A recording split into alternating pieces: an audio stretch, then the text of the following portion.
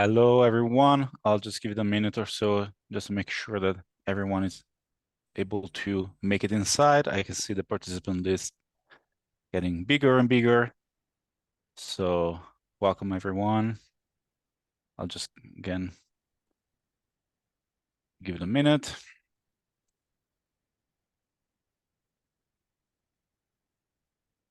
I see a lot of familiar names here, so welcome.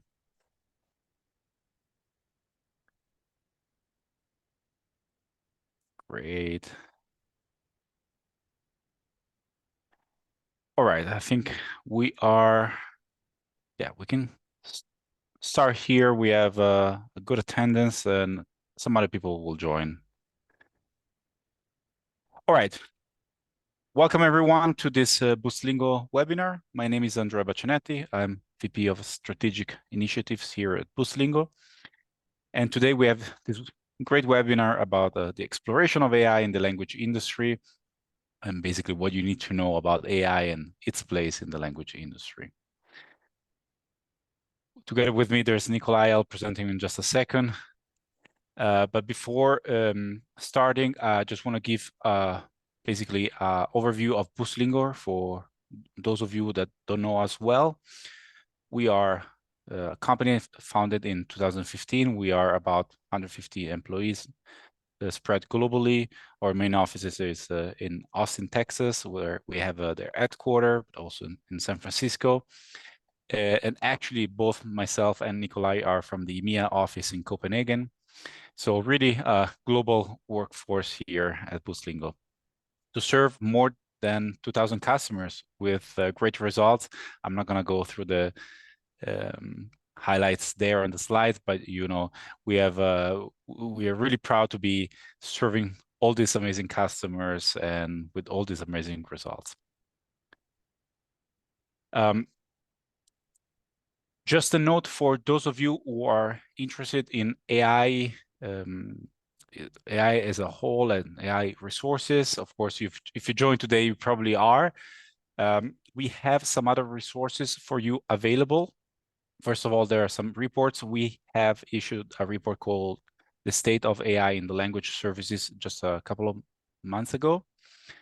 On top of that, we have been also sponsoring the Safe AI report that came out just yesterday or 2 days ago. And we also had some members of our teams involved in the task force. So that's really a great and interesting report. And you guys should check it out.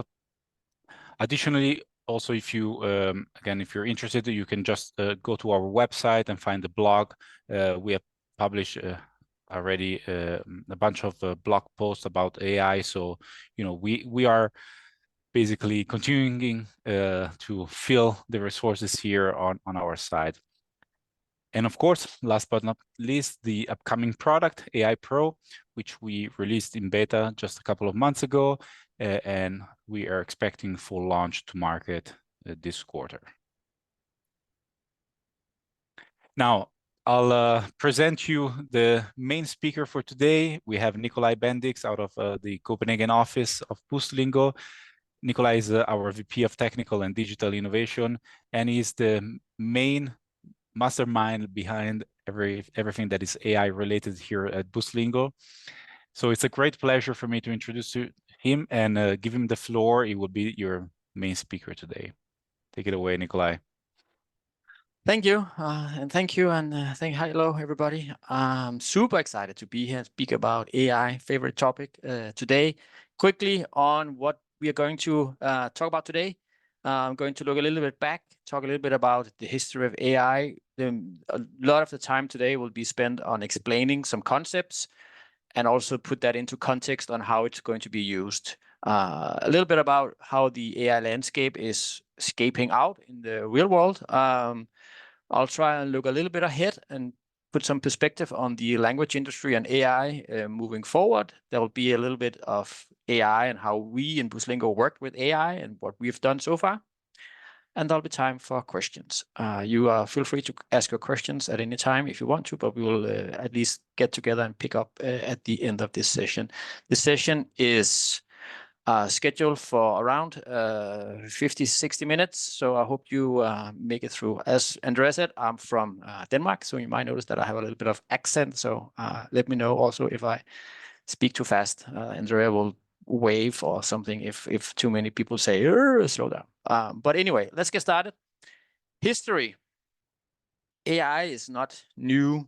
There was, at least in the AI community, this famous experiment around 1954. IBM, of course, not going to go too much into detail, but just highlighting that this has actually been around for some time. 2006, Google Translate came out. That's more than 20 years ago. So this thing that we're actually looking at has actually been around for some time. I will, a couple of times today, reference something that happened in 2017. And the reason why looking a little bit back for me is important is because actually there's a reason why things has happened so fast the last couple of years. And it was the thing that happened in 2017. There's something called the Transformers. I bundled not small, but three main innovative technologies were grouped together and called the Transformer technology. Going to go a little bit into details about why that's super important, but that's the reason why we are where we are today. Very, very huge milestone in the life history of AI happened in 2017.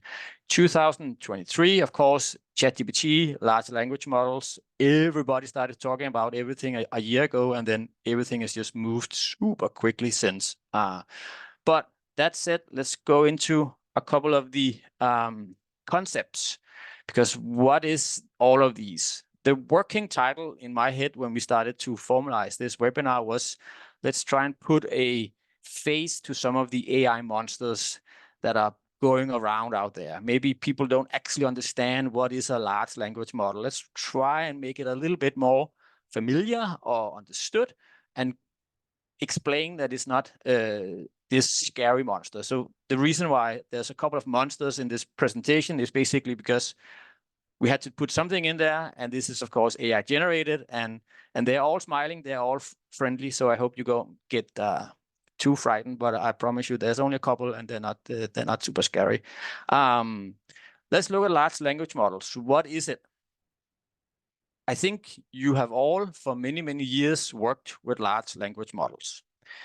I am so old that I had a Nokia 3310, this phone that was this big, and when I had to text, I was like, and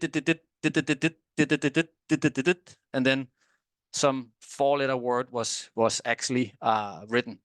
That was not AI. But the next step, this 1, 2, 3, oh, hello, and then the quickness and the word suggestions, that was a very early version of a large language model. And it's basically the same we have today. It's just super much more evolved. It's very, very large compared to those small on device on the telephone that we had back then. And the purpose is more or less the same. Predict the next word. They're just the versions, the models we have now is just very, very good at predicting the next word. But what is it? Let's talk shortly about that. If you don't know, basically it's two files. It's one small file that's a small program that if you had it on your laptop, you could double click if you're on Windows, and then you could run the program. So that's a tiny self-containing program. Doesn't need access to internet or anything.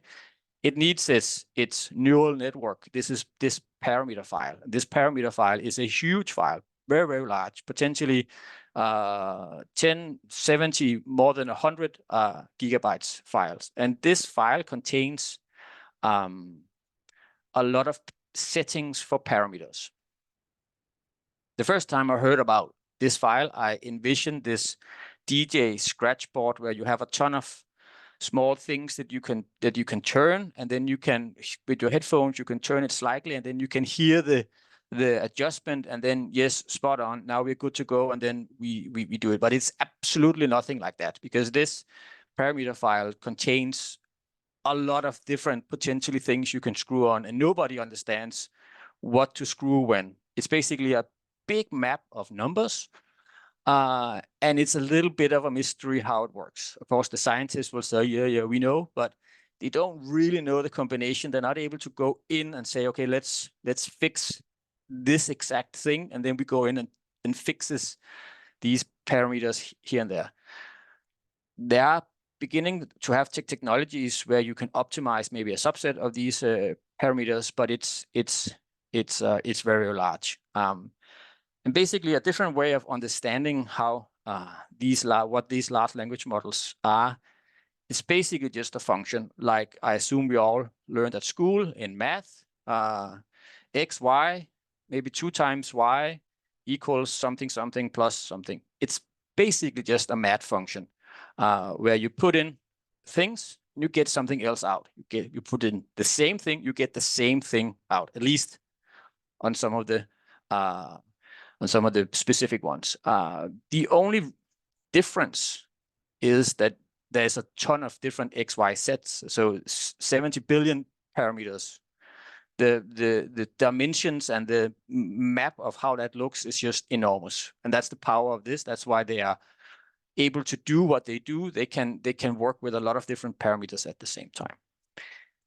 A recipe, if you want to go back home and make one of these yourself, and just to try and give you an understanding how they are made, you need to gather a lot of text, maybe 10, 20% of the entire internet, pull all that into a place, and then you need to press go to a program. And then you need to wait a couple of weeks, maybe a month or 2. You have to pay more than $1 million, and then you will end up with a file. And that file is able to give you a little bit of insight, is able to talk gibberish. If you ask it, please give me an article, it will give you a construction of an article with sections. If you ask it to give you a source code, it will give you something that looks like source code, but nothing that makes sense. So you have to refine this again in a fine tuning. And then you will go back or go wherever you want, and then you will create a subset of smaller. So the data set is smaller, but way more correct and way more to what you want the model to be. So in the ChatGPT's instance, where it has this assistance approach, you ask it a question and it's very polite and it basically tells you the same question back. So if you want answer to this, then please go ahead and do. So this pattern of how to have this assistant way of talking, you would need to get a data set that has a ton of correct questions and answers. And then you would fine tune your model. It will take you maybe a couple of days, maybe a week. It will cost you in the range of $500 to $1,000. So it's not very difficult. And then you would end up with something that's quite clever in answering questions that you ask it. Also outside of the fine-tune, the very specific data set, which is the magic of this. There are a ton of different ways that you can also move this further. You can fine-tune it even more. You can start to vectorize your own data. Basically, if you have a ton of material of your own, for instance, if it's voice, you could take your own voice and your own interpretations. It could be your files, it could be your company files. You could also adjust and maybe just like put that into the a model, and then you can start to ask questions on that. So there's a ton of different strategies where you could also use your own data, either on fine-tuning or on the actual where you talk to it. And speaking of talking to it, not sure if everybody is completely aware of what a prompt is, but a prompt is basically just this way that we're talking to large language models. It's a way of, like, back in the old days, I remember sitting in DOS, typing in, please make me a directory, and woof, magic, our directory was created. Please make me a file, and then wow. And this is a little bit more advanced. But it is basically the same thing, just in clear text. You type in a question, and it gives you a very, very concrete, detailed answer, at least in most of the times. The way of actually constructing these prompts is a small science of its own. There's going to be educations on how to do prompt engineering. There's going to be tools that will help you do the correct prompts. There's going to be optimization tools that will optimize your prompts. So this is a whole small sub-industry of the language model. So it's super important that you, of course, if you just need to go in and test it, try it out. If you don't get correct answer, try something else. But if there's a ton of technique in terms of optimizing and making sure that you have the right prompt. One of the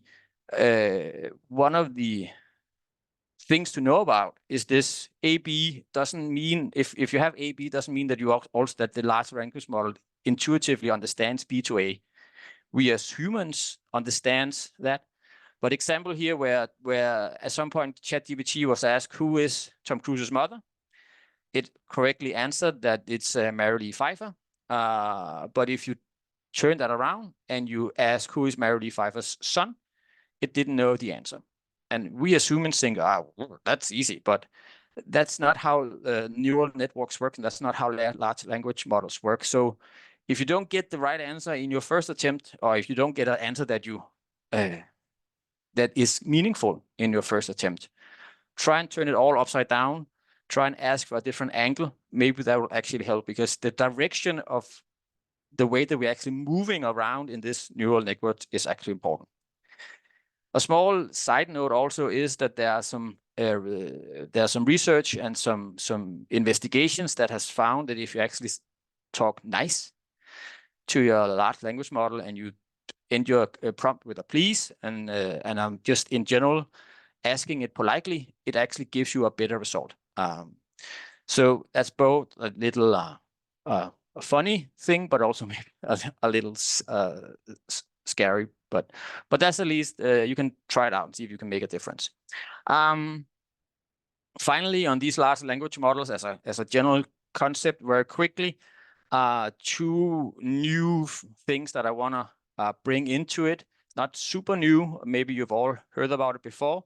Plugins is this ability to actually set some sort of specialized skill at the end of the pipeline. So at the end, so you get your result, and then that result is also automatically refined in some way by some skill. It can be writing Python code, it can be drawing an image, it can be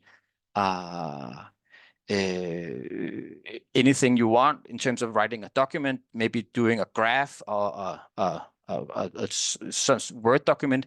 It can be just the fact of this, the large language model, as you can now extend the output and use the output for something clever, and you can, and it's all embedded. So it's not like, okay, now you have an output and then some sort of tool around it starts to actually take that output and put it in and automate Word or PowerPoint or whatever. The plugins is combined. So when you do the prompt and you know that you have to use some sort of plugin to actually create an output, it's all combined and it's very intelligent and it's super clever. And this is just the beginning of where we see these large language models go. At some point soon, they will be able to assist and be very specialized in what type of output they create. RAG, which is a very fancy word for actually this ability for the large language models to be able to go out and seek information. So I said they were self-containing. They can work by themselves, but now we've also introduced some sort of technology where they're actually able to go out, search the internet, do a Google search, pick up information, analyze that information, put it into the model by themselves, and be, in this instance, more refined. It could also be a file repository or whatever you have of information. But this ability to go out and seek information and this ability to refine the output is some of the new things that we've seen, and they're super, super interesting in terms of where is all of this taking us. So shifting gear a little bit, looking a little bit more detailed on the language industry concepts. Machine translation, of course, is something that has been around for a very long time. And I wanted just to spend a little time on talking about these transformer technology, because they are super important for machine translation. So if you haven't really noticed a increase in Google Translate over the last 5 years, you should have, because the value that's coming from these machine translation technologies has very increased significantly. This transformer technology that I've talked about a couple of times, it has a couple of different innovative things in it. First of all, before that, everything was sequential. So if you take the cat sat on the mat, the model had to take one word at a time, one sequence, in sequential. Now these models can work much more in parallel, and they can exponentially be scaled. Also in the way that we look at data and the amount of data that we can take in. So not only does they work faster, the models can be created faster, and the models can by that consume and be built on a significantly larger data amount. So the last 5 years on machine translation have been pretty significant. That was innovation number 1. Innovation number 2 and 3, let's take those together, is something that what the scientists are calling awareness. That's a very nice name, but it's actually this ability that the model can start to understand the words. Before, the cat sat on a mat. If you gave it the cat sat on the hat, it would pick up, okay, hat, maybe that should be mat. But it would do that because it knew the sentence and it's seen the preferred sentence many times before. Now it will start to say, okay, cat sitting on a hat. That doesn't make sense. Don't you mean something else? So this self-awareness, the words actually start to matter and mean something for the large language model. And in translation, that makes translation, I am sure you know that since you're working the language, a lot easier. So it's not just one sentence to one sentence, word by word or sentence by sentence. It's actually, okay, what is it that's going on? Let's translate that. And this ability to be self-aware of each word is actually super important on some of the future things that are coming, because we can use this for so much more. Speech recognition, the almost last concept that we're going to talk about today. Of course, this ability for us to speak and for AI to pick up on what we're saying. The technique behind it is this analog to digital. The computer is taking our audio, converting it into an image like we see here. It's actually working phoneme by phoneme, meaning that it cuts this image and then it looks for what phoneme can this be. It turns out, and when I was to understand this, it helped me a lot to say, okay, 44 phonemes in English, more or less. That can be more, depending on dialects, etc. But that's doable. Taking this small chunk of image, comparing it to 44 more or less of the same, figuring out what is the best match. And when we have that and the best match for the others combined with this, let's predict the next word, then things start to make sense, because we have the first phoneme, what is most likely to be the next one? Okay, now we have these two, what is most likely to be the third one? So we're using this transformer technology to also boost this technology. So that's layer number 1. And as soon as we have that, okay, we now have a word. What is the potential next word? So we also use this predict the next word in layer number 2. So that's why this has always been boosted over the last couple of years highly, and it is a very innovative space.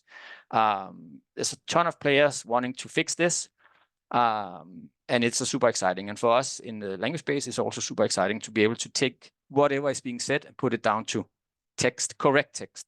That's super interesting.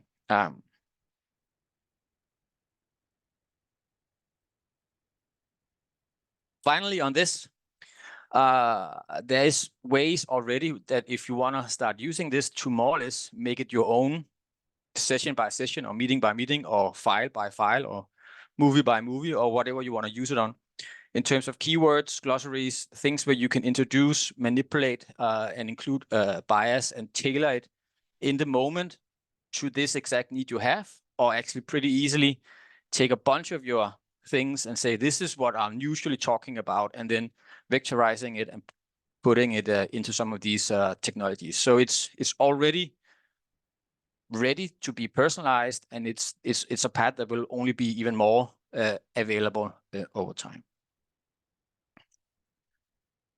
Lastly, text-to-speech, the other way around. I've written here maybe the most difficult to excel because the nuances in how we speak is just so much difficult to replicate for an AI, and there are so many things that has to be working in perfect harmony to be able to actually make the perfect speech, especially if you're working with speech synthesis. They've come a long way. Many of the good technology companies that are working here, it's not going to take long before they have the Mission Impossible, where you scan the voice and then everything works from there. But it's still early days, but it's going to be super interesting. Lastly, in this section, a little talk about accuracy and benchmarking, because when I talk to people about AI, and there's a ton of people, I often hear the question, how accurate is your AI? And I'll, of course, answer, but it's also important for me to try and take a little bit focus away from this, because yes, it is what we have in terms of talking about quality. AI in general, not only in the language space, but in general, is measured by benchmarking, and some of the language technologies like speech to text is measured in a benchmarking test, and the output is how accurate is the result. But please know that some of these tests, there are standardized tests, but there's no very this is the test we adhere to out there. There are some of these, normally these tests are tailored towards the test data that we are building the models on. So it is a little biased already there, and it's in ideal situations. You don't know the surroundings of the test. Is it real time? Is it streaming? Is there background noise, etc., etc. So so these tests are good, but just also be aware that as soon as we go into the real world where we have to use this accuracy, you can count on, but you can also not count on it. Of course, it says something generally about how does this technology work in some situations. That also maybe applies a little bit out here, but you can also meet locations, scenarios where it doesn't work at all. So there's a ton of other things involved. As I said, is it real time? What's the audio? Who's speaking? How fast is the person speaking? The accent? All of that needs to go into consideration. So it's basically just it's a sign, a signal, but it's absolutely not the only thing that we need to look at when we talk about how good is this platform, or how good is this technology inside this platform, or however we want to talk about it. All right, so concepts done. Let's talk about use cases. Use cases in the language industry. When we look and when we talk to interpreter and a lot of the initiatives going on, we reach out and we survey the interpreters and we ask them how they're using AI. Some of this is what we get back. Couple of years ago, longer, if you worked as an interpreter, you would most likely have some sort of note. I would have a notepad, but others might have some more fancy system, like a Word document or even more fancy. But you would have a list of websites to go to prepare for an assignment. Depending on if you want 2 or more languages, or if you have a special domain to look into, you would still need to prepare, and you would go onto these websites and you would prepare a little bit in terms of terms. You would create a glossary, and you might also have studied the translations between the languages on some of these terms.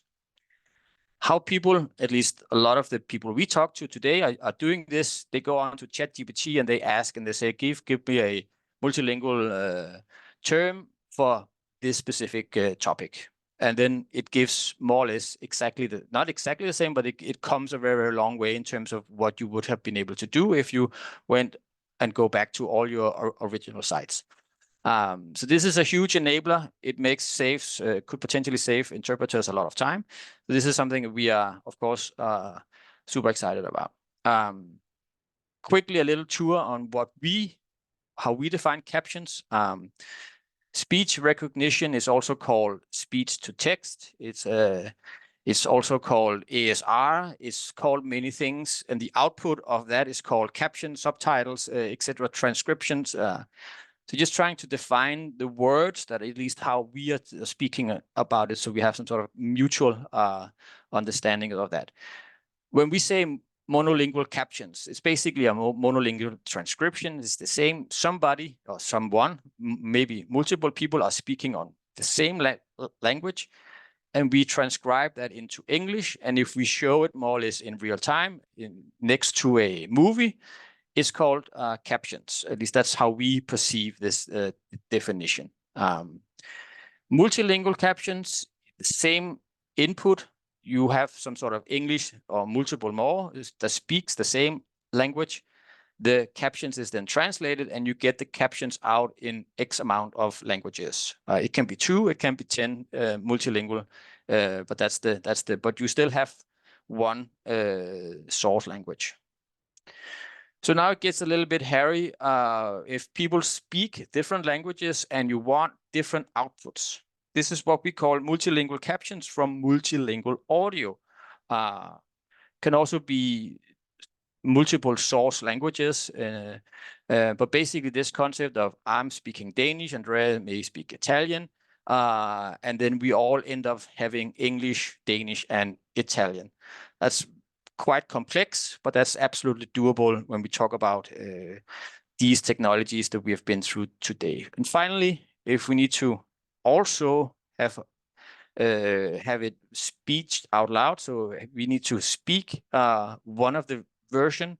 We have Danish speak, we call multilingual caption from multilingual audio to audio. So we have the audio piece at the end. To give all of this complexity a little extra, it's also very important when you start to speak about these concepts to understand, is it taking place right now in some sort of communication environment, meeting, conversation, event place, or is it on a post-production step where we have the recording, we have a movie, we have YouTube, we have whatever we have, because in the post-production we have a little bit more time, and the real time is a little bit more tricky. Time is super important there. We have to look at a smaller amount of the text at a time, etc. It's just a different game. So that's why it's important to distinguish that offline, post or not post, real time or not real time. That's also a big differentiator. But if we look at these concepts now, where do we see them being used? There is a ton of people that already, including a lot of people here in Buslingo, that has just started using these note-taking. I think they got traction on some of the selling tools where note-taking, the Gong stuff and stuff like that, where it's basically just listen into a conversation or a meeting, take notes, do summaries on top of this, beneficial for more or less everybody that takes meeting. There's a whole accessibility branch that can benefit from these. Of course, if we need to speak it out loud because people can't see, that's the use case there. But the people that need to have a little bit of help in terms of because they can't hear so well or otherwise, this is super beneficial and an area that we here at Buslingo are looking very much into. And then for interpreters, again, we speak with interpreters. We ask them, what technologies are you using? Some of them are saying real-time captions. It's a little bit up in the air how exactly the solution needs to be and what is the preferred. It seems like there's difference between simultaneous and consecutive interpretation where people are, how do they actually benefit from it? We get feedback that both types can benefit. The balance, the how exactly the cognitive load, the best practice for how to use this and how to structure your cognitive load is still a little bit up in the air. And I think there needs to be some university and some teachers and some professors that needs to define how we're actually going to use it. It seems like it makes sense. And what we hear that people are actually using for is this confirmation. If they get a little bit hurry, if they need to catch up, if confirmation on some of the numbers, the terms, so they don't have to remember a long sentence, and some very specific numbers, etc. So that's the but it is something that the default, or sorry, the backside of this is potentially that the interpreters start just to translate the captions because that's not what we want. And that's what everybody's saying. We need to make sure somehow that interpreters don't start just to, because they need to rely on their ears and not what the captions and what they're saying. But this is a super interesting area that we are also following with high details, because this is super important to us. And finally, language barriers, of course. This people that now all of a sudden has access to languages that they didn't have access to before at a fairly easily price and a fairly easy setup. That's also what we see growing out there in the landscape. Let me see. Yeah. So briefly, in the meantime, sorry, I'll just welcome everyone to post their question in the chat, in the Q&A chat. We'll address in the questions towards the end of the session. Sorry, Nikolai, I didn't want to. No, that's fine. Just want to remind people. Anyway. I'm almost out of breath. I'm here. But spending 2 minutes on talking about the AI landscape. Because what is it that we see out there? And it's going to tap into hopefully a little bit of conclusion soon later on. Because if I had this webinar 6 months ago, the story around these big five would have been different. We knew that they would become under pressure. I think they've known that by themselves for some time, but we now see it very, very clearly. Big five are under pressure. OpenAI is obviously going in, doing a ton of innovation. Then you can argue, is it Microsoft or is it not? But anyway, NVIDIA, etc. China is also moving. There was some big news from them just this week. So the consolidation of power, the consolidation of deep tech that these companies has been sitting on for some time is a little bit under pressure, and maybe not only a little bit if you ask some of the people working in these companies. And if you just Google AI startups or AI companies, you will get a gazillion different variation of this image here. There is a ton of companies out there that are firing up, and the reason, of course, AI is super interesting. Everybody wants to get in this race, but it's also super valuable what's going on. There's a lot of stake at the moment, because because when you go into this bottom here, the really deep tech of what we have, down there where Microsoft owns Windows and Google owns Android. That space is widening, maybe even crippling at the moment. So there's room to take down at the very, very bottom of our deep tech stack.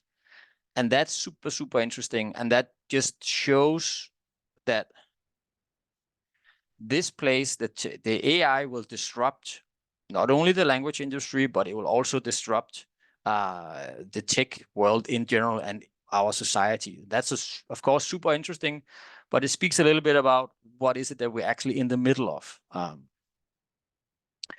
With that said, I'll try to look a little bit ahead, and then we'll speak a little bit about Buslingo, and then it's time for Q&A. So, of course, if you follow OpenAI and the AI news in general, I think you potentially have met this Sona, which is the new OpenAI technology, where you do a prompt and then it spits out a 60-second, very, very well done video. And if you haven't looked into it, I'll advise you to go and search for it. It's really, really breathtaking what they've been able to do, and it only speaks about which direction we are going into.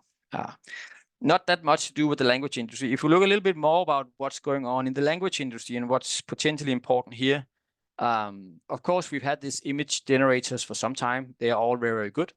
The thing that they haven't really been able to do and work with is text in images. And I think that if you look at Sonar, of course, doing a 60-second video of puppies that looks real is super impressive, but exactly what are you going to use it for? Similar to images, you're going to maybe build monsters and put it in your presentation, but there's also a ton of commercially used images that has text in it in terms of websites and blogs and all of that. And localization of that has, at least up until now, not been possible through AI.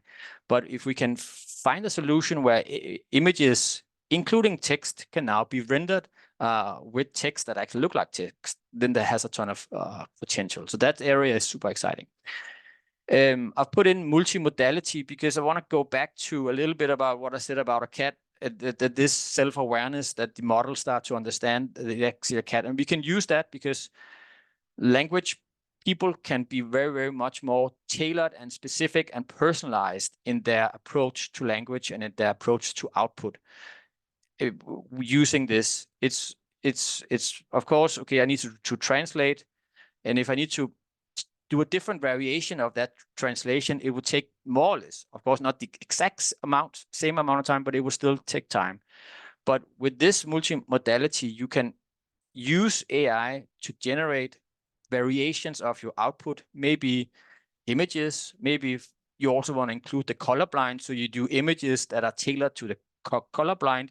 You do your text is for some designed as normal. Maybe for some of them that has difficulty reading, you have a different text. So this way of generating output that are much more tailored to persons or personalities, depending on who they are, where they live, and what they're capable of, will be super exciting and something that we can optimize going forward into this AI era.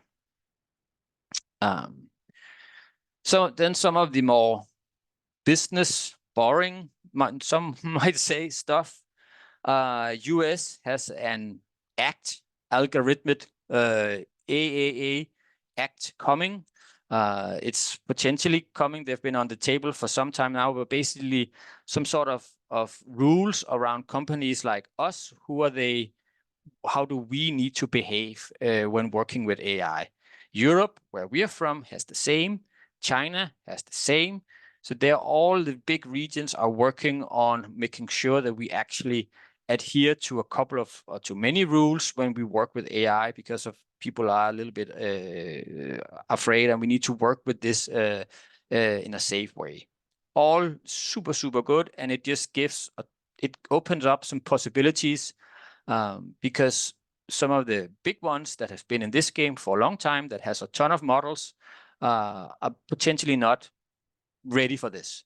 So that will also just make a little bit extra crack in the foundation of everything. So the acts are coming.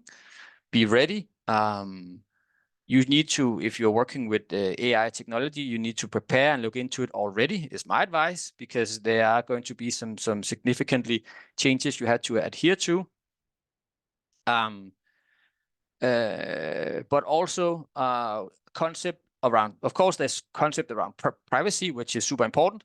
But a concept like fairness is also included all around, which talks about inclusion, diversity, bias. Everything needs to be fair for everybody. It needs to be on fair data. It needs to be worked in that everybody has equal access to this, but also that it doesn't take any bias towards any negative bias. So that's super, super interesting. And then from the language industry, I've made this fancy little monster looking like an elephant. It's a baby, so it's still infant. So don't be scared. Speaking a little bit about the elephant in the room, maybe. So what about the language industry? There's a ton of initiatives out there to make sure that we take AI in. All good, super nice. I'm not going to speak a lot about how I see the language industry replacing people or AI replacing people. I don't think that's going to be the case anyway. But I want to try and turn that story a little bit upside down today and say, let's also look at what phase we're in, what potential we are in, what time in history we are in. If we look a little bit back in history and we see how the world has changed on a couple of very important periods in time, I think like the washing machine changed the life for so many people in terms of getting out onto the workforce. I think like the internet with access to actually information, of course, on a language they understood, changed the world a lot. AI in the language industry is for many believed to be the great equalizer, the missing piece for to be able to have equal access to information for everybody. And I think if you just, it's a little bit mind-blowing if you start to think about just, I mean, I'm so old that I can remember my grandparents having a lexica on the bookshelf. And I didn't realize at that time that was, of course, a luxury to actually be able to have access to a lexica and being able to, and an atlas, and being able to look up and see how the world looks like. But we've come so far, but there's still people out there that are hidden from equal information.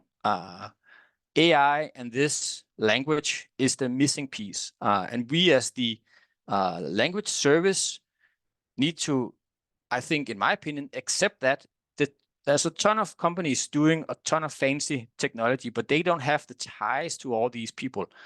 In some ways, we do.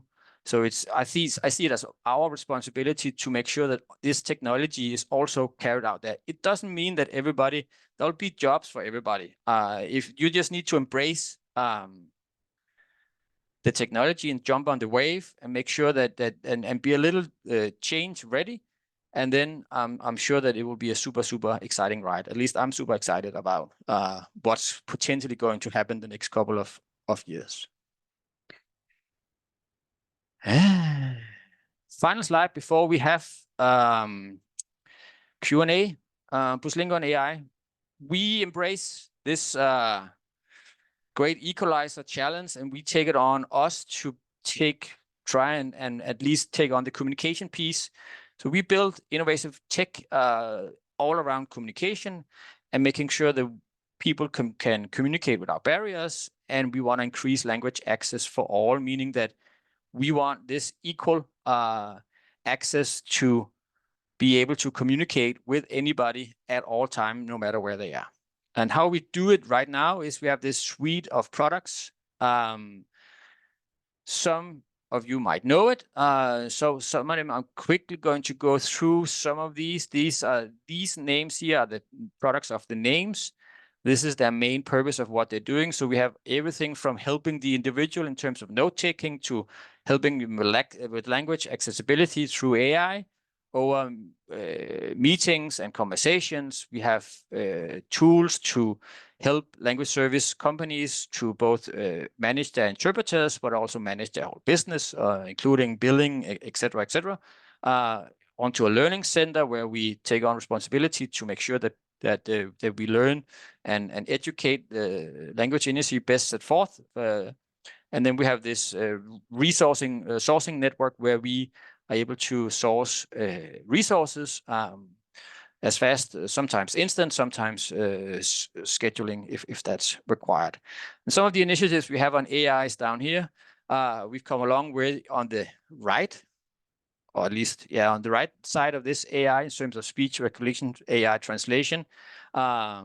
And everything here is in the making, and we want to basically enable intelligently our products towards how to use AI and how to optimize workflows and help our customers use our product most efficiently. So 48 minutes. Questions. Andrea, now it's your turn. Thanks a lot, Nikolai, for a great presentation. And we have some questions here, and I'll just remind people that if you can always post questions in the Q&A chat. Hopefully, we'll get through all of them in the allotted time. Otherwise, we'll follow up with you. And while we are on this slide, Nikolai, some people are asking, when will AI be available on the Buslingo products? And while I thought about asking this question while we were on this slide specifically, can you give a little bit of a flavor to this? Yeah, absolutely. So this, I think Andrea mentioned it in the beginning. A product called Buslingo AI Pro is a product that we have recently released in a beta version. It's going to be generally available sometime soon. So that's fully AI powered, working with some of the technologies that I spoke about today in terms of taking speech to text. There's a translate component, potentially also there is a speech component, but if you want to use that. So that's intended for, of course, we here in Buslingo, we talk about a lot about fit for purpose. Where do we see AI making the most sense? And there's also a question around will AI take over interpretation? We don't see AI taking over interpreters' work anytime soon. We see them working in conjunction, and our approach is, as I also have on this slide, in some sort of interpreter assistance. And I think that goes for more or less a very, very long way in terms of many AI things that are going on. This human enabler, I remember when I had to, in high school, when I had to write, is it called an essay in English? Basically, the worst thing was to write from a blank piece of paper. If somebody could just make me the first draft, then everything worked. And I see the AI being able to do the same thing, taking on some of the boring stuff, doing either the first draft or proofreading it at the end, but there will at least for many places in this, I see AI as a helping hand also in the language industry. Going back to where we're using AI, we have this product called Buslingo Events. I think it's both close to Andrea and my heart since we work a lot with it. It's also being AI enabled already with captions and translations, similar to the same thing we have in Buslingo AI Pro. And then the rest is in progress. So we are working on enabling the rest of the suite of products that we have in some way. And we're very delicate about how we introduce AI and where we're introducing it in terms of some of these. So it's a very interesting topic of ours, and we have a very broad AI strategy in place, but we are also very cautious about where we enable it and making sure that it's working as expected and everybody is in the loop of what we're doing. Thanks, Nikolai. I see a couple of questions related to ASL, or I will just get it more to sign language in general. So let's not forget about other languages. And the question is more or less on the how will AI help advance ASL or sign language? Nikolai, can you give a bit of a flavor to this? I think that I haven't seen any commercially available technologies that can understand ASL, but I'm sure they will come. Sure, it's just a matter of time. There's been some prototypes, there's been some press around it, so I don't think we're far out there. And I think in what the experience we have when we talk about this domain, this area, is that the real-time captions is sometime okay. I completely accept that it's not the same, but at least for some people, it's because at least also here in Denmark, and I think maybe that's a general, an ASL interpreter or an SL interpreter can sometimes be very difficult to find. So there's a bottleneck. So if real-time captions is the best thing you have right here, right now, at least what we hear is that it's okay in some cases. Again, fit for purpose. It's if it's nothing or real-time captions, then there's more and more that's actually saying, well, okay, real-time captions is okay. Was that question Yeah, to the that's answer, or did I forget the question? Okay. no, that's correct. I'm just want to be mindful of time, and I see there's a lot of questions popping up now, so I'm sure we'll not be able to answer all of them. So apologies for that. We'll definitely follow up individually with you guys just to make sure that we answer. But I think I had found, yeah, there was one that was actually pretty interesting. I think maybe we can just talk a little bit about it as a last question, and it's about data security. As we talk a lot about AI, we see a lot of legislation related to the security requirements of being bound to specific countries. So how do we see this moving forward in the future? I think compliancy, privacy, and also this fairness concept to be absolute super important. And I think we're in a phase now where it's still early days. Is it compliant? Some claim it, some don't. We at Buslingo is also investigating before we put an exact stamp on it. I see the future to be super interesting in this area. I'm sure there will be a ton of companies that will take ownership of their AI models and AI technologies and just taking it in-house in some sort of either private cloud or even on-prem. And I know that there's a ton of research going on because everybody believes that this needs to go on device to be secure and private enough. So it is a big topic around this because especially in terms of privacy and what data these models has been trained on is not very structured, not very compliant at the moment. Of course, you can do so and so much, and you can actually, in terms of the steps that I explained, you can actually at the final end, you can do some magic and make it compliant. But it is going to be a major topic to ensure that things are compliant, private, and fair moving forward. So that's a topic that we look super much into following. Perfect. Well, that basically sums it up for today.